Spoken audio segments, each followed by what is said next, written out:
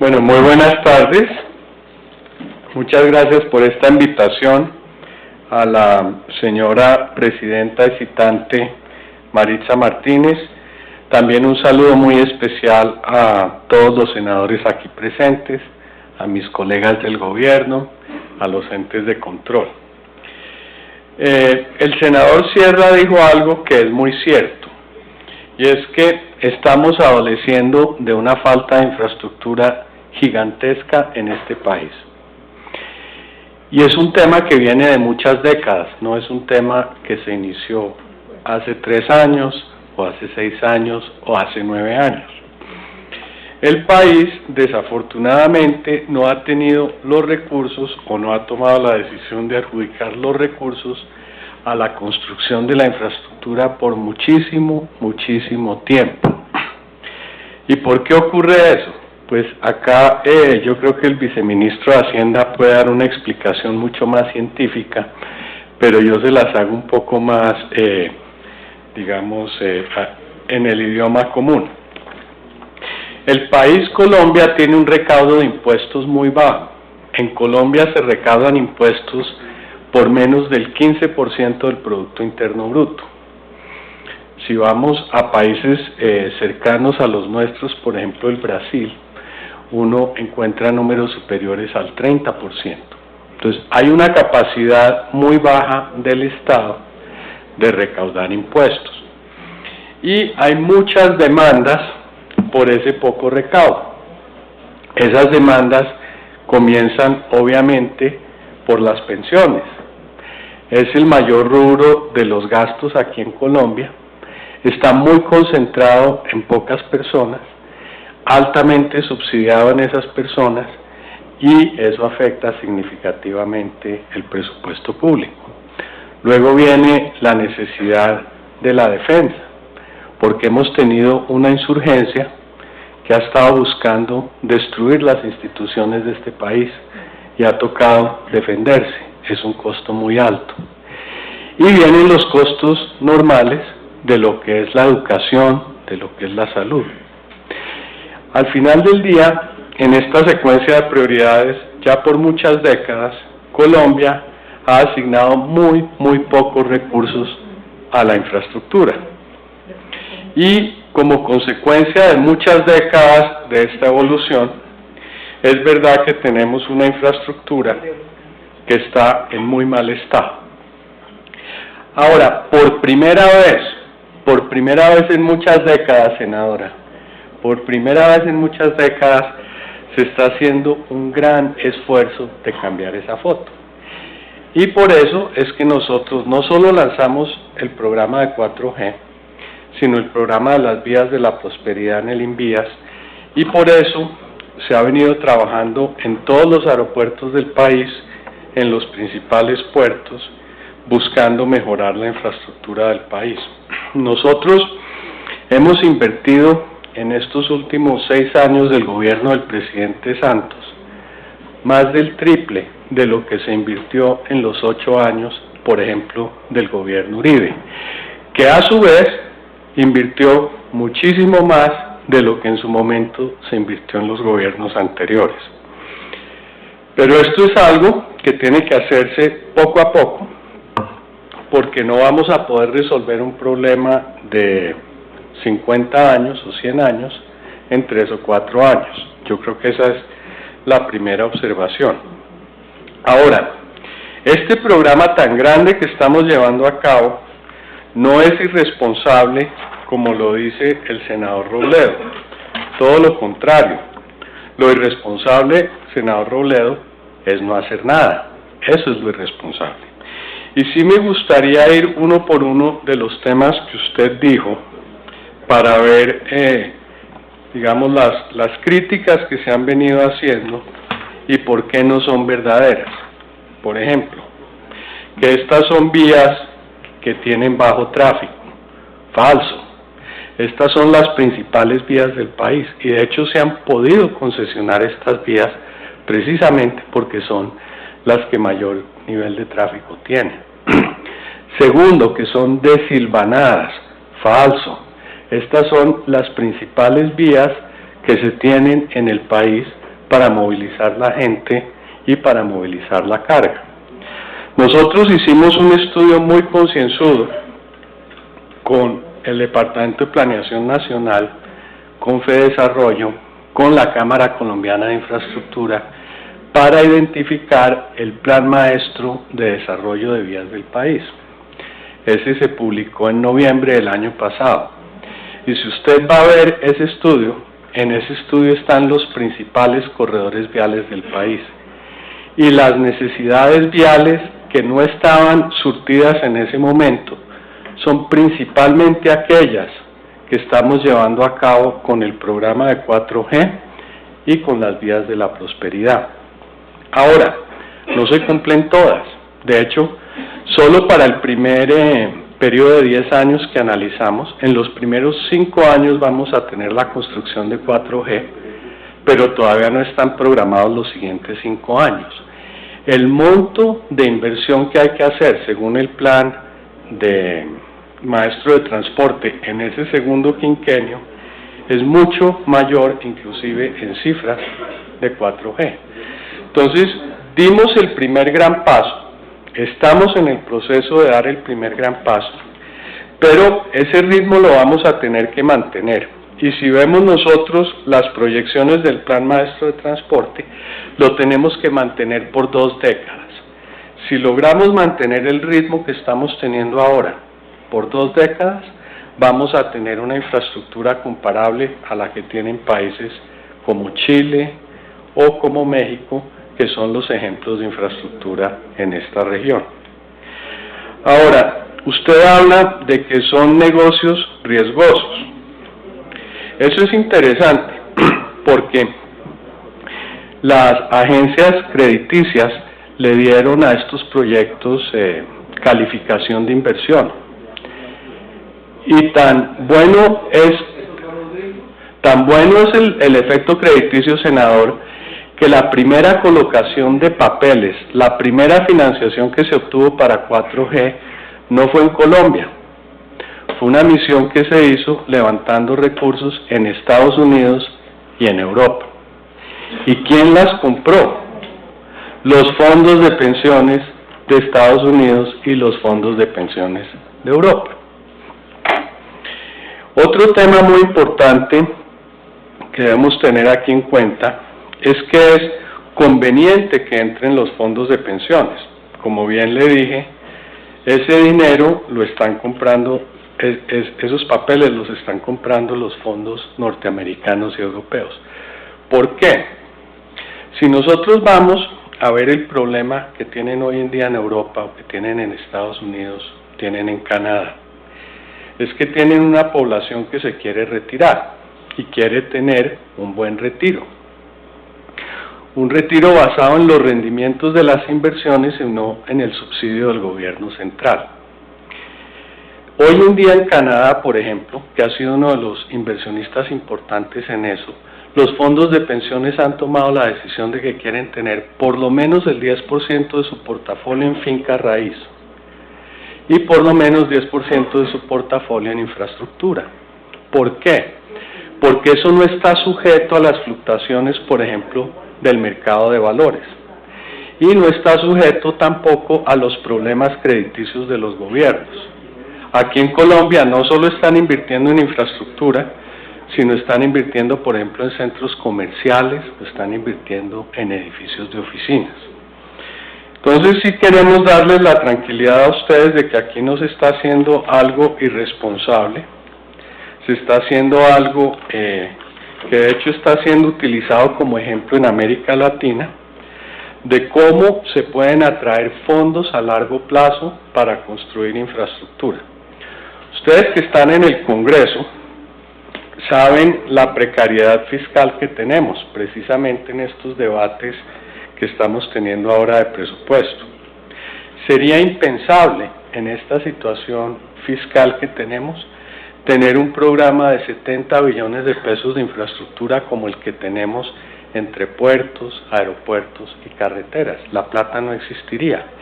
Y eso es posible hacerlo fundamentalmente porque tenemos acceso a los peajes y porque estamos haciendo acuerdos de muy largo plazo.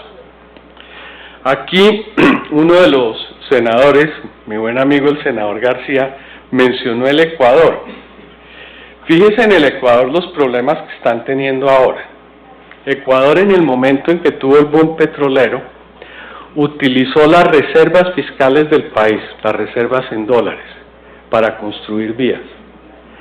Cuando se le acabaron las reservas en dólares, hizo hipotecas contra sus exportaciones de petróleo futuras a gobiernos como el gobierno de China para que les hicieran obras. Y ahorita están sin 5. Y están tan sin 5 que ni siquiera están pudiendo hacer el mantenimiento de las vías. Por eso es que las compañías ecuatorianas están viniendo a Colombia a construir. Cero trabajo en el Ecuador, porque lo hicieron de una forma irresponsable y no sostenible. La forma responsable de hacerlo es como lo estamos haciendo nosotros. Lo estamos haciendo con peajes, lo estamos haciendo con compromisos a largo plazo. Y en el tema de los peajes, antes de entrar ya en el tema de la senadora Maritza, que es lo que importa, nosotros siempre hacemos el siguiente cálculo, y es el cálculo que le hemos mostrado a los usuarios, que le hemos mostrado a los camioneros, y es, si yo tengo en la vía en estado actual, ¿cuánto cuesta transitar por esa vía? Por ejemplo, ¿cuánto cuesta ir, o cuánto costaba ir de Bogotá, por ejemplo, a La Dorada? X. Si yo hago una nueva vía y pongo unos peajes, la pregunta es, ¿cuánto me ahorro en tiempo? ¿Cuánto me ahorro en costo de operación vehicular? ¿Y cómo se compara eso con el aumento del peaje? Y nosotros siempre nos aseguramos que las mejoras en el costo de operación vehicular y las mejoras en tiempo exceden muchas veces el costo adicional del peaje. Sí generan competitividad. No es cierto lo que usted dijo, senador Robledo. En la mayoría de los orígenes destinos estamos teniendo ahorros superiores como resultado de estas obras al 30%. Inclusive en algunos van a ser del 50%. Por ejemplo, para ir de su ciudad, de Manizales, a Cartagena, probablemente está hablando uno en carro de 25 horas. Es un viaje muy lejano. Con las vías que se están construyendo, Pacífico 3, Pacífico 2, Mar 1 y Mar 2, va a poder estar en el Urabá en cuestión de 6 o 7 horas. 6 o 7 horas. Y un costo de operación vehicular. Discúlpeme, señor, en kilómetros ¿cuánto ahora? En kilómetros no tengo la cifra, pero estoy seguro. ¿Los costos se definen en kilómetros? No, señor. Los costos los define la calidad de la vía, las curvas, las inclinaciones y la calidad del pavimento. Entonces lo que usted dijo no es cierto. Hay ahorros en tiempos de viaje superiores al 30% y hay ahorros en costos superiores al 20%. Entonces, lo que estamos haciendo ahora es muy importante, es un cambio cualitativo en la infraestructura del país, es algo que el país se demoró muchísimo tiempo en hacer. Ahora, vamos al llano. Primero, senadora, estamos muy comprometidos con sacar adelante este proyecto. Segundo, es muy importante en estos proyectos de largo plazo que haya consistencia en las posiciones y que se cumplan los compromisos de todas partes. Y el problema que estamos teniendo ahora, o que hemos venido teniendo, tiene mucho que ver con las posiciones de las diferentes personas. Arranquemos con el contratista. El contratista mismo fue el que propuso el proyecto.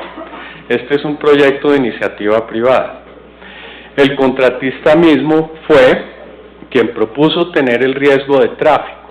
O sea, si el tráfico era menor, se tenía la concesión por más tiempo. Eso lo aceptó el contratista.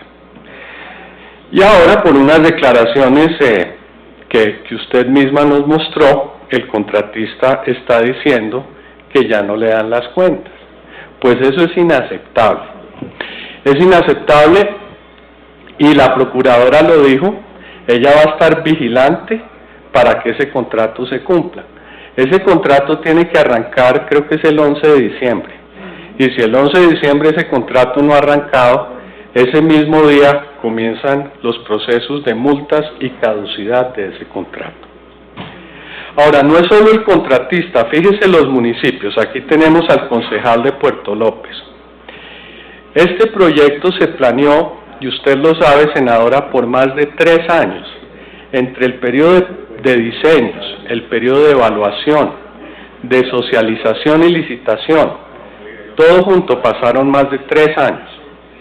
En ese periodo, ese proyecto fue discutido en todas las instancias cientos de veces. Yo fui con usted muchas veces a Casillas, fui muchas veces a Cumaral. Tomamos decisiones muy importantes, como por ejemplo eliminar el peaje de Vanguardia. Todo se concertó. Estuvimos en Puerto López, estuvimos en Puerto Gaitán. Y no solo tuvimos ese tipo de socializaciones, sino que legalmente, cuando ya se tiene que sacar una resolución de peajes, se tiene que demostrar la socialización efectiva que se hizo. Tenemos todas las grabaciones, todas las actas de lo que se hizo. Ahora, ¿qué ocurrió cuando llegó la hora de ejecutar el proyecto? Cuando íbamos a ejecutar el proyecto, senadora, en el mes de enero, hubo un cambio en el liderazgo del departamento. Cambiaron los alcaldes, cambiaron el gobernador, etcétera. Y vinieron los alcaldes y dijeron que ellos ya no querían las alzas de los peajes, que eso que se había acordado en conversaciones de muchos años ya no valía. Ahora, ¿qué ocurre, senadora? Tenemos que ser todos consecuentes y consistentes en el tiempo.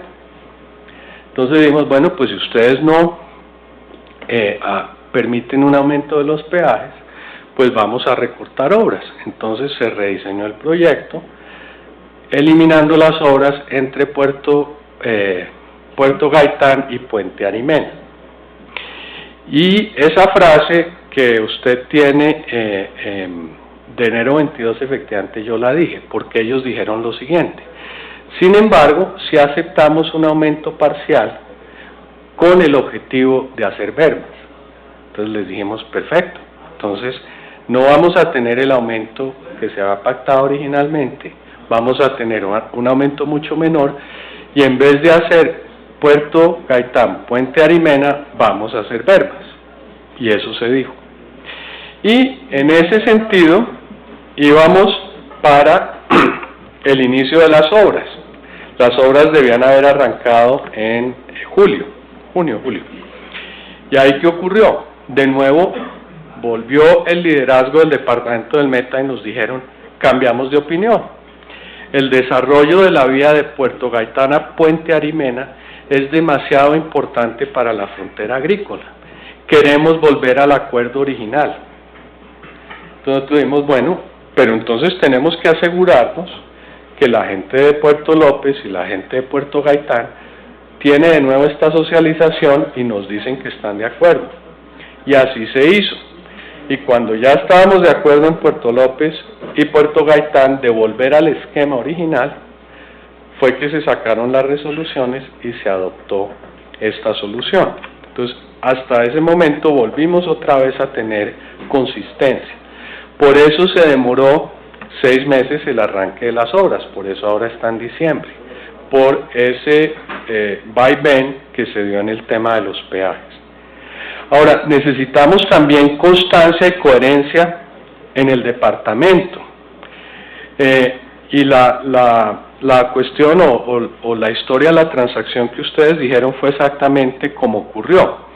Había un compromiso firmado del departamento del Meta que permitió hacer el contrato de Bogotá-Villavicencio, el que está en curso. A mitad de camino, el departamento del Meta dejó de hacer los aportes y nos expresaron su preocupación de que esos aportes fuera al departamento del Meta.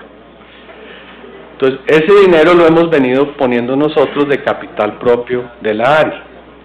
Ahora, a cambio de eso, porque nosotros también tenemos que mantener la lógica y la legalidad de nuestros gastos, Se hizo un acuerdo de transacción que fue aprobado por un juez, que fue inclusive monitoreado por la Procuraduría, de que esos recursos se iban a utilizar entonces en este proyecto.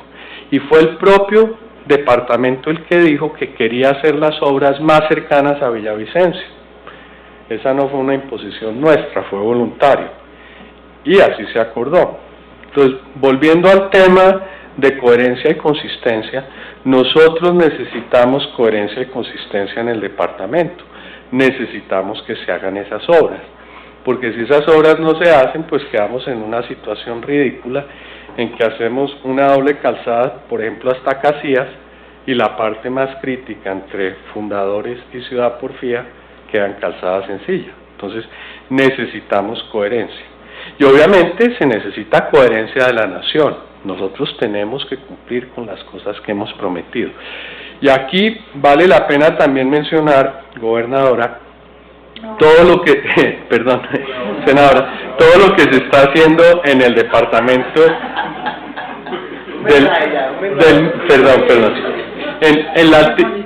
en la Altillanura y el departamento del Meta. En este momento están contratados, algunos terminando construcción, otros iniciando construcción, pero más de 7 billones de pesos en obras. Y quiero decirle cuáles son ellos. En el tramo 2 de la vía Bogotá-Villavicencio estamos invirtiendo 2 billones de pesos. Esas obras deben terminar en su totalidad en diciembre del año entrante. Ya están la mitad de esas obras en funcionamiento a partir de las obras que pusimos en operación la semana pasada. Arrancó la semana pasada también la obra en el tercio cercano a Villavicencio, son otros 2 billones de pesos de inversión. Tenemos en proceso de preconstrucción y poniéndole mucha presión al contratista para que cumpla los tiempos, entre Villavicencio y Yopal, 1.5 billones de pesos en obras. Y entre el Secreto y el Cisga, que es la vía alterna entre Casanare y el Altiplano, estamos invirtiendo 400.000 millones de pesos. Y está este proyecto, el proyecto de la malla vial del Meta, que tiene 1.2 billones de pesos de inversión. Todo eso sumado son 7 billones de pesos. Eso nunca se hizo en los llanos. Ahora, ¿que falta más? Sin duda falta más. No, por ejemplo, el INVIAS está trabajando en los diseños de Puente Arimena, donde terminaría este proyecto, hasta Puerto Carreño. Y que hay que hacer aún más, no tengo la menor duda. Pero nunca se ha hecho tanto como se está haciendo ahora. Y vamos a estar vigilantes a que el contratista cumpla, vamos a estar vigilantes a que la gobernación cumpla, vamos a estar vigilantes a que los municipios nos cumplan. Y siempre con el espíritu de desarrollar la infraestructura de este país. Ahora, me gustaría ir uno por uno de los temas que los senadores nos plantearon acá. Pues el senador García nos habló de la vía de Pasto-Popayán, el cuello de botella que eso representa. Esa es una de las concesiones de tercera ola, pero desde que cayó el precio del petróleo, pues tuvimos que recortar nuestras aspiraciones. El presidente correctamente dijo que la primera que se iría a aprobar era esa, y yo espero que así sea,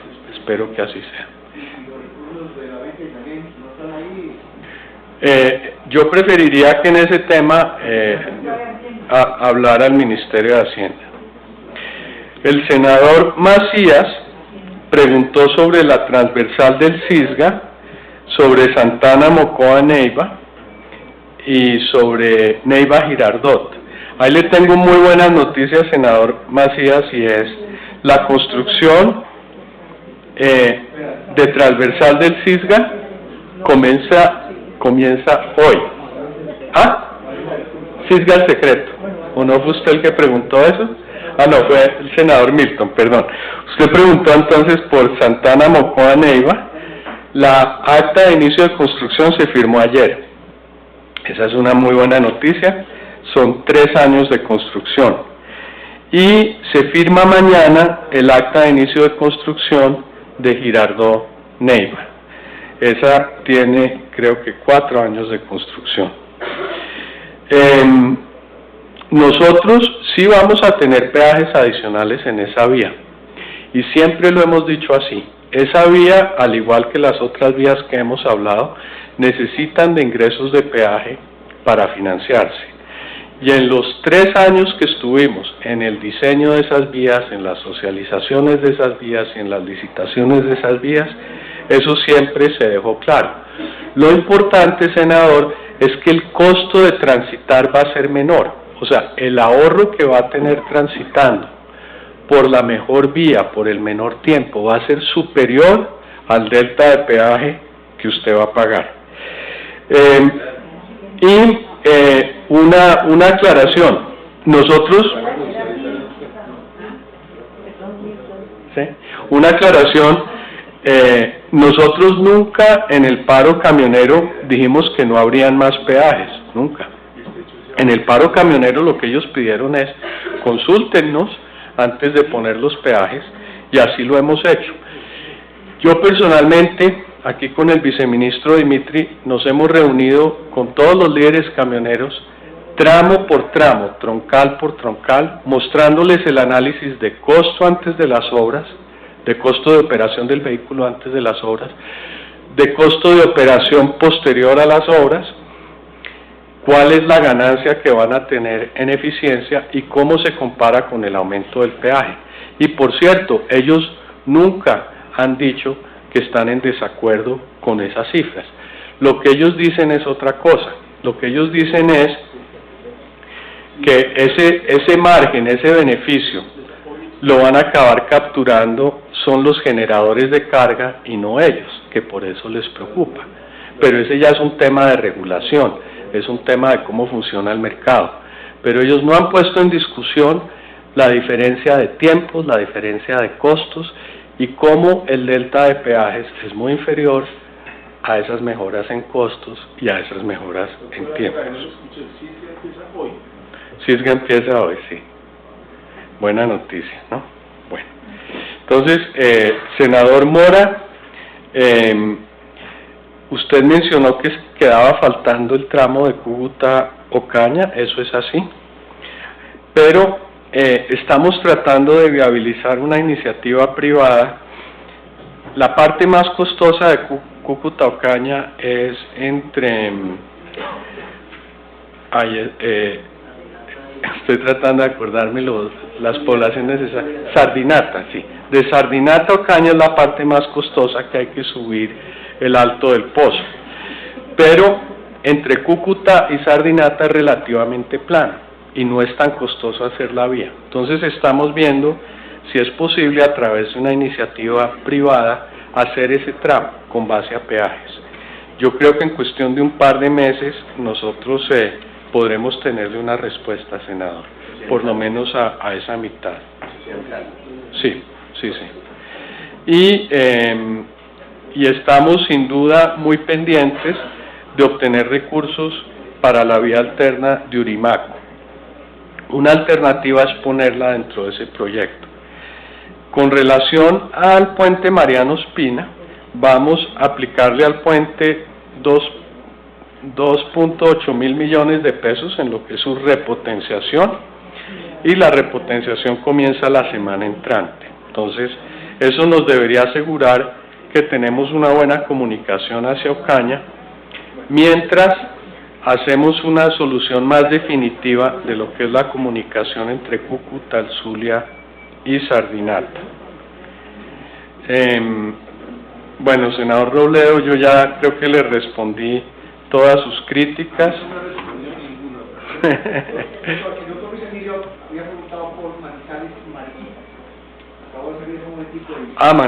Sí, el senador Sierra preguntó. Bueno, Manizales Mariquita también es uno de los corredores que está en la tercera ola. por eso está pues suspendido. Pero el ministro, que es de Manizales y muy interesado en ese corredor, nos ha dicho que busquemos la forma, un poco como estamos haciendo entre Cúcuta y Sardinata, de ver cómo logramos hacer el máximo posible de obras en ese corredor con los peajes que se puedan colocar en esa vía. También hay unas obras que está llevando a cabo el Invías, que Carlos pues les comentará ahora más tarde. En ese corredor se ha invertido muchísimo dinero, también se los va a decir Carlos, pero en los últimos años las inversiones han sido muy cuantiosas y esperamos seguir teniendo grandes inversiones allí.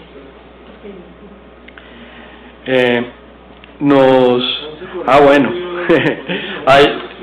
hay una buena noticia, sin duda, que nos anunció el ministro de Hacienda el día de ayer en Cúcuta. Estoy seguro, como resultado de mucha gestión aquí del senador Mora, de que un proyecto que se nos estaba embolatando, que es el proyecto de Cúcuta-Pamplona, va a poder salir adelante.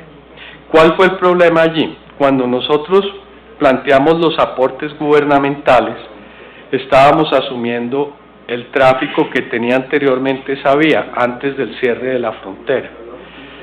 Y como consecuencia del cierre de la frontera, la caída de tráfico ha sido muy importante, entonces hubo que replantear el proyecto, pero requería de más recursos por parte de la nación. No recursos en el corto plazo, recursos en el muy largo plazo, pero de todas maneras recursos, y el ministro de Hacienda nos dio esa gran noticia el día de ayer de que esa vía va a ser una realidad. La senadora Galvis nos recuerda la importancia de la doble calzada en Puente Gambote, eso lo tenemos clarísimo. Hay un presupuesto en el fondo de adaptación para hacer el segundo puente de Gambote, y tenemos también una APP en proceso, ya en las fases finales de aprobación, que construiría la doble calzada entre Cruz del Viso y Arjona, de la cual hace el puente. Entonces eso se va a poder volver una realidad. Bueno, el senador Milton preguntó 1000 cosas, ¿no? Preguntó sobre todas las vías del país, todas las vías del país. En Bogotá, Villavicencio, me confirmó aquí el gerente a cargo de la concesión que las peticiones que nos había hecho el alcalde de Quetame y que estuvimos discutiendo en la visita a Quetame de la semana pasada, ya firmamos el acta para comprometernos y llevar a cabo las obras que nos estaba pidiendo. En Bogotá, Girardot, le quedo debiendo la respuesta sobre la doble calzada del Paso a Girardot. No tengo una respuesta para eso, le quedo debiendo esa. Cisga el Secreto, con mucho gusto me reúno con los alcaldes. No hemos hecho ningún cambio en alcance, solo para tranquilidad de ellos. Lo que siempre se ha socializado, lo que se licitó, es lo que se va a hacer, y las obras pues arrancan hoy. En el tema de Perimetral de Oriente, yo también uso mucha esa vía, a mí me gusta ir mucho a Guatavita, pero eso que usted está viendo hasta ahora es rehabilitación. La rehabilitación es el alcance que se tenía para esos tramos. La obra significativa es la obra que vamos a tener entre La Calera, Choachí y Cáqueza, y esas obras ya arrancaron. La obra nueva es fundamentalmente eso, es el anillo que va a Cáqueza, Choachí, La Calera. El resto de las obras son de mejoramiento y de rehabilitación, y se está haciendo mejoramiento y rehabilitación a pedido de la gobernación en el periodo pasado, cuando se diseñaron los alcances de esas vías.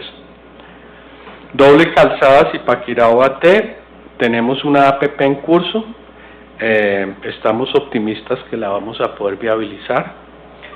En calle 13 estamos diseñando ya, o finalizando los diseños del tercer carril entre Mosquera y el río Bogotá, y se podría iniciar la construcción en enero. Eso se financiaría con los peajes que actualmente existen, no habría cambios en los peajes. Girardot Puerto Salgar ya arrancó construcción. Villeta, el cuello de botella entre Villeta y Guaduas, arrancó la obra desde el frente de Guaduas en el intercambiador de San Miguel. Esperamos poder entregarlo este año. Con ese contrato de Ruta del Sol 1 vamos a poder hacer más o menos 500.000 millones de pesos en obras, que no alcanza. Por eso estamos también trabajando en una APP que tome Ruta del Sol 1 cuando termina en el 2020, y con esos fondos desde hoy se pueda iniciar la construcción de la parte restante. Bueno, le quedo debiendo esa respuesta también. Yo creo que sí están, pero yo le quedo debiendo esa respuesta. Bueno, espero no haber dejado nada importante, pero un poco para finalizar, senadora, el compromiso nuestro del ministerio, del vicepresidente, ¿sí?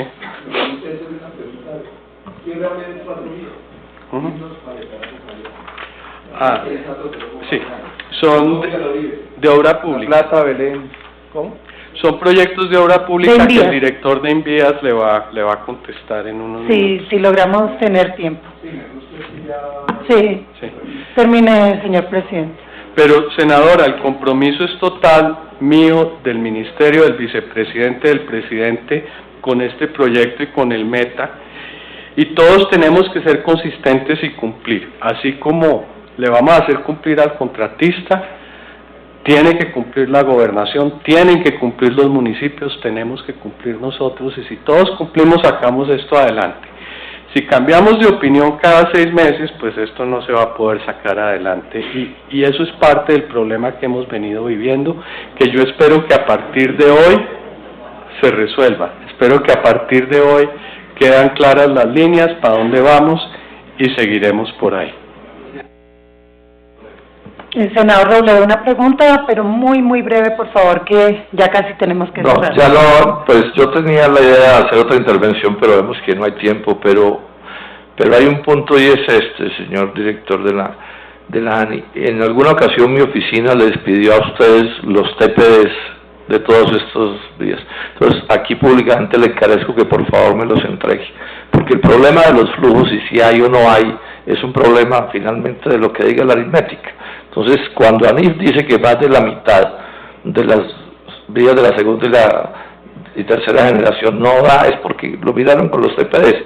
Entonces yo simplemente, porque no tenemos tiempo de más cosas, le voy a insistir en que por favor me dé los TPDs de todas las vías que está haciendo la ANI en este momento. Sí, no hay problema. ¿Qué es lo que quiso decir el director de ANIF con eso? Que no todas las vías se pueden hacer solo con peajes, que algunas vías requieren aportes estatales. Entonces, por eso es que hemos tenido aportes estatales. En algunas vías, con el tráfico que hay y los costos de construcción que hay, es posible hacerlas solo con el peaje, pero en la gran mayoría es necesario hacer aportes. Esos son los aportes de vigencias futuras que se han aprobado y que se han venido otorgando, pero con mucho gusto le entregaremos esas dos relaciones, la relación de los peajes y de las vigencias futuras que se han apropiado en cada proyecto. Presidente, antes de que termine, por favor, yo sí quiero saber su opinión, o que quede acá la constancia. ¿Es posible adelantar esa contratación sin cumplir las normas técnicas, sin garantizarle las bermas a esta vía por sus especificaciones y el uso que tiene? Senadora, en este país la gran mayoría de las vías que tenemos, y también se lo podrá decir el director del Invías, no cumplen con el ancho de las bermas, son muy pocas las que lo cumplen. Esa vía fue construida hace un tiempo. Una forma de hacer las bermas es dentro de la inversión que hay que hacer en el contrato, pues quitar en una parte y ponerlas allá. Nosotros estamos perfectamente dispuestos a hacer eso. Pero entonces nosotros tenemos que tener pues un diálogo de qué cosa se puede reducir en un lado para poder hacer las bermas en el otro.